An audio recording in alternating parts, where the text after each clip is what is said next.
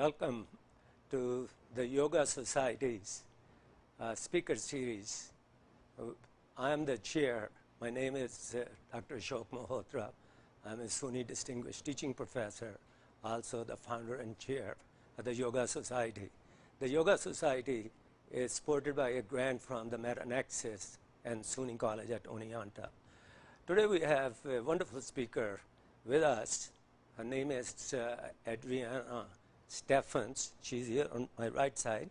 Thank you. You're here. And we have Dr. Douglas Schrader, who is the chairman of the philosophy department, and also he is a SUNY Distinguished Teaching Professor. Among three of us, we are going to unfold this very important topic, which is really becoming part of our common vocabulary, common currency. A lot of stuff has been done on it. And our topic today is neurotherapy and the brain. And Adriana has done a lot of work on it. And she runs a center in Oneonta, New York. It's called Mind Matters. Am I saying it correctly? Yes. And it's a neurofeedback center. So between Dr. Schrader and myself, we're going to ask a number of very good questions, hopefully, and they will make sense. We'll unravel the mystery with your expert help. Okay. So we know that, you have done your bachelor's degree in human development, you have a master's degree in psychology, and you're doing your PhD in clinical psychology. So you have the proper kind of background to enlighten us. It's during the past 10, 15 years, we have seen all these new fields that are jumping up at us. We know biofeedback because it has been there for the past 30-some years. But this neurotherapy seems like something very, very new. Yoga people have talked about it a little bit. People in meditation have talked about it. Maybe you can enlighten us by starting with the very simple description of what the neurotherapy is all about. Okay. Neurotherapy, I'd like to explain it as physical therapy for the brain. We determine where the dysfunction is or the dysregulation is in the brain, and then train that area of the brain to develop new neuronal networks that strengthen that particular area of the brain. Okay. But how do you do that? How do you find out, what's going on in the brain? You measure the brain waves first, or you get a kind of picture of the brain, or what we call the mapping of the brain? Exactly. Do you do that? How do you do that? Okay, it starts out with a quantitative EEG, and it's a cap that you put on similar to a swimming cap, and it has electrodes or sensors that are placed inside the cap. It picks up the electrical activity that emanates through the skull and records it. And it records it through a computer program, which is then compared to a protocol or a clinical database, and it comes back with a map, and that determines where the areas of dysregulation are within the brain. So how many different areas of the brain you try to map? Are there 10 different areas, 20 areas, 15, or how do you decide which areas to start measuring? There are actually 19 sensors on the cap that's included in the quantitative EEG. It measures all those different areas, 19 different areas of the brain that correlate with an international 1020 sites that are recognized by neurologists around the world. Okay. Can you give some examples of what are these areas? Is it an area for thinking? There's an area for memory, an area for perception, or what is it that you actually? What are these 19 different spots? Where you measure the brain waves? Well, there's actually the brain has many different areas. Each area of the brain is responsible for a different function, and there's 4 basic quadrants, what we call the different lobes are the frontal lobes, the parietal lobes, the occipital lobes, and the temporal lobes. Each of those are responsible for different functionings and regulating. Just for our audience sake, just point out where all these 4 areas are. The frontal lobes are here. Okay. The parietal lobes are back here. Okay. The temporal lobes are here. Okay. And the occipital lobes are in the back. Okay. And those are the 4 major. There's many different parts that are in that. So these 4 areas you just mentioned, what are the functions, general function or specific function of each one of them? First, that's the general function. Okay. What happens here? What happens here? Yeah. What happens here? Okay. Just help the audience? Basics. Yeah. The frontal lobes are responsible for our decision-making, judgment, impulses. here. Exactly. This one here. And that's typically called the executive functions that are Okay. done there. The temporal lobes are responsible for speech and memory, hearing. That's right over here above the ears. Yeah. The occipital lobe does all the visual processing. Excuse me. Yeah. Excuse me. And the parietal lobes are called, it's called to connect the dots. It takes all your sensory input, connects it to different experiences and knowledge that we have, and makes sense out of it. Okay. So when you put this cap on a person, and what is it that you're able to see or observe, or the data? Okay. What is it that, what is the data we are Okay. talking about? It actually measures brainwave rhythms. Now, there are many different rhythms. They run in hertz, and the four basic are alpha, beta, delta, and theta. And there are different frequency ranges. And that's typically what we measure. There are different things such as high beta, low beta, but the four basic are those that I mentioned. The electrical activity is recorded in those hertz, and it's compared to a clinical database, which gives you a normal of what the normal should be, and that's how we determine which area is dysregulated, either overactive or underactive. Could you just explain for our audience what these four kinds of waves are, and like alpha wave, it represents what? Yeah. That you're relaxed, or you're agitated, or beta waves, theta, and so forth. Could you say for each one of them? Yes. They must represent something very specific. Yes, they do. Alpha dominates the brain during processing, whether it's cognitive processing, thinking. Delta is commonly associated with sleep. Theta is a relaxed state, such as daydreaming or being lost in thought, sometimes trance-like states. And Meditative kind of state. Exactly. Yes. And beta is a higher acting, a higher activity, faster wave, and that kind of blends in with the others. Okay. Dr. Sher might have a question for you. Yeah. Let's turn from talking about what you get as the result of the map to what you would do then. So if you were to put your fetching swimming cap on my head and found that I had a dysregulation in my left frontal lobe, what would that indicate? What would we do then? Okay. Typically, let's try ADD, okay, or ADHD, which is very similar. Everyone tends to think that it's hyperactivity, whereas it's the brain running too slow in the frontal lobes. So we would take the electrodes and place them on that area of the brain and enhance certain wave activity.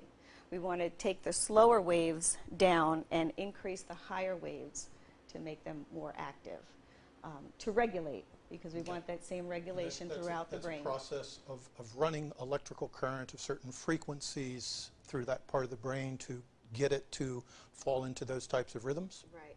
Once we find out what's called a protocol, where you would want to decrease your theta waves and increase your beta, we would put that into a computer program. And the electrodes are actually not putting anything in, but they're actually measuring the electrical activity that comes out of, very similar to taking your temperature. Okay. Once the protocol is entered into the computer system and the measurements match what we put in as far as a training program or a treatment program, once that's met, the individual is fed back a visual or an audio reward through a video game or a video, where if you're watching a video, when you meet the criteria that's in the protocol, you will get a clearer picture on the video. When you're not meeting that, the video would go very dull. Some of the video games that we use are very much like a Pac-Man type, where when the child is working and meeting that protocol, the little Pac-Man's going to eat up the dots faster. And when they're not meeting it, it's going to be more idle. or eat them slower. So it makes the more interactive for the children. It makes it a little bit more interesting. And for adults, videos are very good. Instead of sitting in front of just watching a screen and listening for beeps and colors to pop up, you can actually watch something educational and be training as you're watching. So the human being actually has the power to change those rhythms ourselves. Definitely. We just don't normally have the information and the feedback. That's right. And so neurotherapy gives us a mechanism for not only seeing what's happening in our brain, but also for how to change that. Exactly. And strengthen those areas. Very much like a biofeedback. Neurofeedback is typically it's described as the ultimate form of biofeedback. So it's being aware of what's going on inside and then changing or training to function better. Well, see, in the yoga and meditation, when we teach people, we can, we say, okay, we're going to teach you to form good habits of the body. And we have physical postures, asanas. Then we say, we'll teach you how to form good habits of the heart, how to train your emotions. And then we have breathing exercises for that. And we also teach people how to form good habits of the mind. We have meditation exercises. Now, do you think that what you're doing in neurotherapy, or the neurotherapists, are trying to train the people to form proper habits of the brain? Exactly. That's what you're trying to do? Exactly. It's exactly the same. When we change behavior, we're actually changing the neurons in our brain. Neurotherapy does that a little bit faster. We usually run between 20 and 40 sessions in a particular area to strengthen. So just as you can train yourself to not do a particular habit, we can train a particular area of the brain to function better. Okay. So change your brain, change your mind. Okay, so there are many different kinds of issues or problems which human beings have. And so neurotherapy tries to tackle those, like ADD, attention deficit disorder, or a person is depressed, a person has stressed out lower back. And, we say it's a physical problem, but that's where the stress hits this person. Or a person has pain near their gallbladder constantly. Exactly. And it's again stressed out. Anytime there's a stress-inducing situation, immediately, oh, this hurts. Okay, so a person has formed certain kinds of reactions, and the brain is producing those waves. Now, how do you deal with any of these? Pick one of them, depression or ADD or one of these. How do you first figure out? A person comes and says to you, look, or I'm hyperactive, or I'm too impulsive, or I'm sad. So they point it out. And so do you go straight to that part of the brain to find out how the waves are produced so that you can bring them down to the level which you call normal? Not exactly. And the reason, because those things that you mentioned are symptoms of what's going on, and you have to understand neurotherapy is not a treatment, nor is it a diagnostic tool, So what we would do is I'm not going to say that that particular area of your brain is not working and that's producing your sadness or your anxiety. Those are just symptoms of what's going on. We also have to remember that the brain controls everything that our body does, from glands to pain sensors to excitement to emotions. Brain controls all of that. You said it's a symptom of. Symptom and what's of. that? Okay. Of which this is a symptom? Typically, my sadness or my yeah. depression. What is it? It depends. What's the cause? It depends what your dysregulation is. Now, So how do being you figure sad, that out? by that EEG, we're going to measure every area of the brain and compare that to a normal. And then when we find out there is some sort of a dysregulation, it may correlate with the symptoms of depression or the symptoms of anxiety. In the past, psychiatrists would diagnose an individual with depression, but never actually see what's going on inside the brain. The tool we have here is actually an imaging technique where we can actually see what's going on in the brain. So we can actually take a brain map and find out that someone is depressed or has depressive symptoms because of a certain area of the brain being dysregulated, and they might be being treated for anxiety. So it would help with the medication that's prescribed as well to make sure that the medication is effective. Okay. Let's switch examples for just a minute. I understand that, that neurotherapy has been used successfully for addictive behaviors, alcoholism, drug abuse, and so on. If someone comes to you or they're referred to you by a psychiatrist who says this person has this type of addictive behavior, in what way would that behavior be helped by neurotherapy as opposed to other techniques that might be used? Okay. What neurotherapy does, it alters the neurotransmitter activity of the brain. And we've found that through research and science, we found that any type of an addictive behavior has to do with the dopamine system. So the neurotherapy would actually train the brain to change that activity in that particular neurotransmitter, decreasing the cravings or the addictive behaviors. There's many things. It's comprehensive because lifestyle, good health, good eating habits, exercise, all has to be incorporated in. Neurotherapy is not the fix everything. There has to be a healthy lifestyle as well. A child that comes with attention deficit, and we train them, but we send them home to the same environment, that's not helping the neurotherapy. So it has to be a comprehensive plan where eating and the proper nutrition and all that stuff is very important along with the neurotherapy. It seems that habits may be one of the most operative terms there, that, that many of the types of undesirable behaviors or manifestations, symptoms of underlying problems that we're talking about are due to poor cognitive habits, to poor habits of thinking, and that neurotherapy helps us to sort of retune our cognitive structure so that we're not prone to those bad habits. Right. And many times neurotherapy, a provider like myself would recommend someone go for traditional therapy as well as neurofeedback.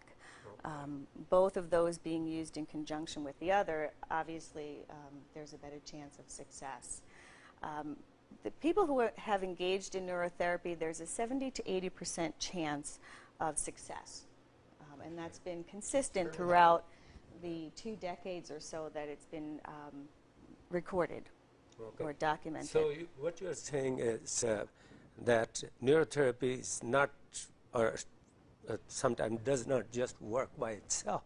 It gets the help from others, like you said, therapy, like cognitive therapy, Fritz Perls therapy, or along with it, maybe you'll recommend, some talk therapy.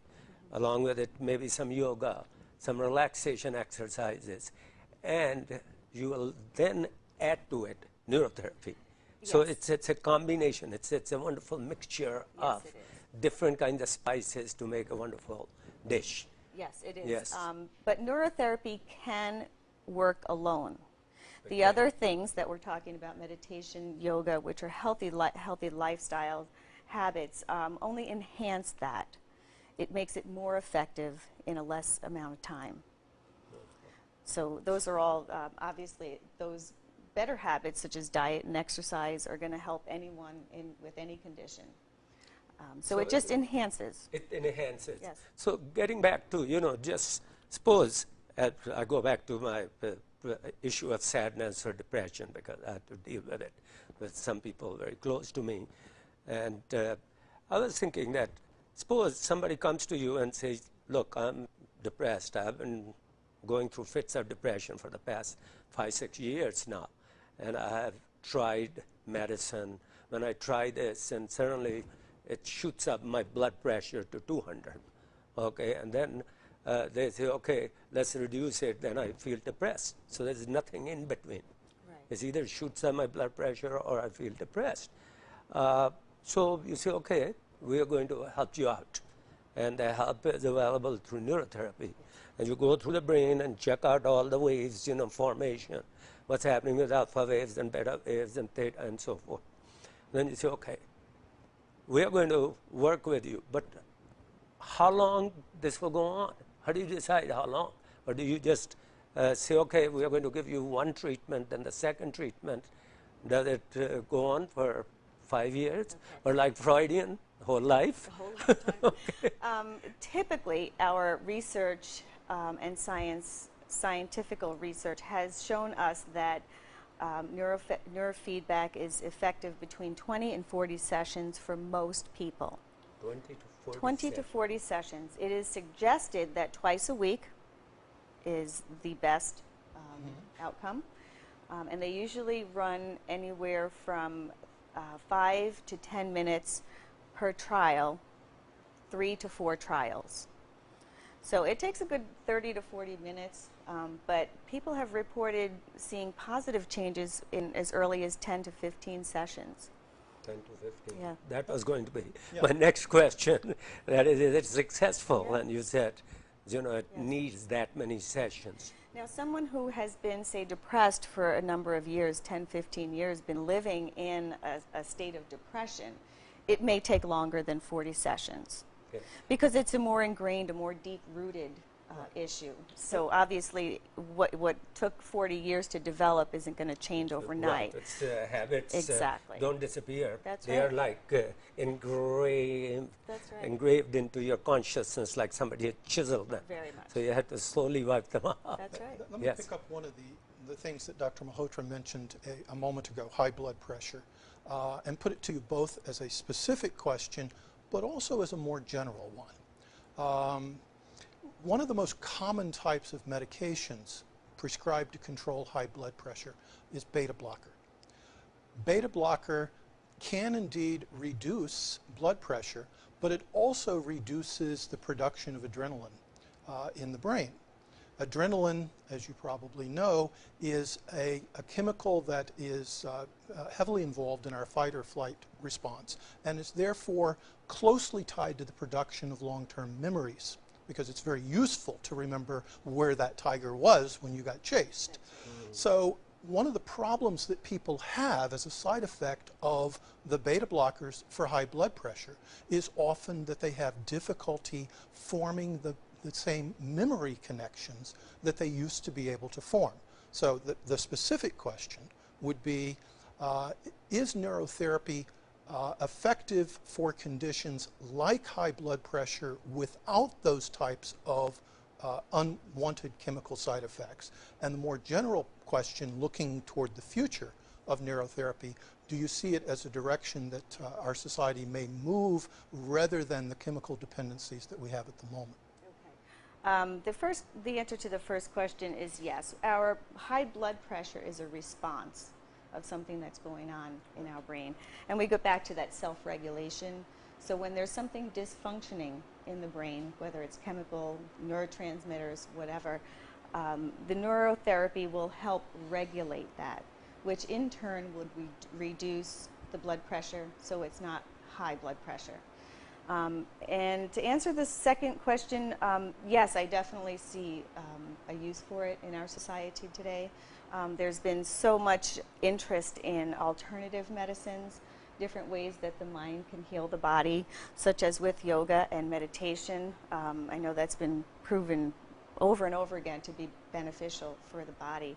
And it's the same thing. It's a healthy alternative to medications. Yeah. Just to follow up very quickly on that, one of the problems with the chemical approach, we'll stay with blood pressure for a moment. If I have high blood pressure and I'm taking beta blockers to control it, and I stop taking the beta blockers, my blood pressure is going to go right back to where it was.